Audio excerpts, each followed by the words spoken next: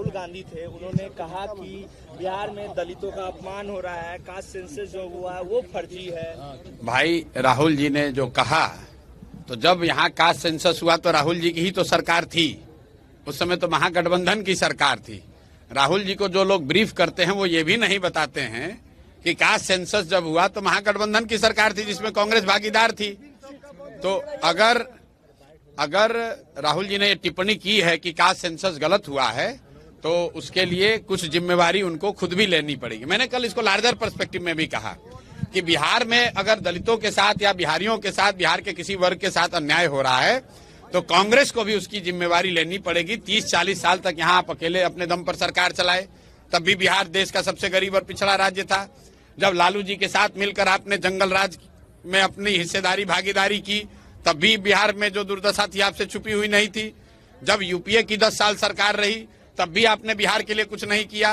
तो मेरे भाई, खाली बिहारी को, बिहार के लोगों को बिहारी कहना, अपमानित करना, बिहार पिछड़ा गरीब है, ये कहने से नहीं होगा।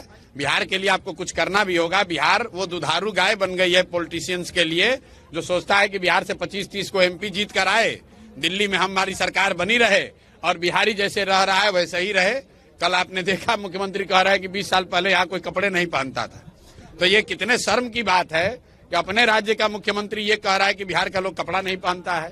तो नेतागण जो बिहार की स्थिति पर टिप्पणी कर रहे हैं वो कर रहे, अच्छी बात है, कम से कम अभी देर से ही आए लेकिन टिप्पणी तो कर रहे हैं।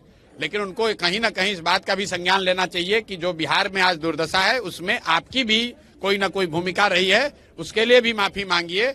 अगर आप सिखों पर हुए दंगों के लिए माफी मांग सकते हैं तो बिहार के लोगों के साथ जो अत्याचार हुआ जंगल राज के दौरान, जो आपके समर्थन से सरकार चल रही थी, उसके लिए भी बिहार के लोगों से माफी मांगो, तभी बिहार के लोग आपको सीरियसली लेंगे। जैसे कि मैं सो रहा हूँ तो पिताजी को जगाना है मुझे, तो वो डायरेक्ट उठाने के बजाय, और हिंसा की परंपरा मेरे यहाँ नहीं थी सौभाग्य से, तो वो क्या करते थे कि उस कमरे में आ जाएंगे या बाहर से गुजरेंगे और चौपाई बोलेंगे, प्रात काल उठिके रघुनाथा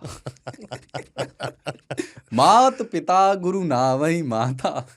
कभी कभी मैं गुस्से में उठ करके, अरे पापा, चरण स्पर्श किया और सो गया। मैंने कहा अब मत उठाना।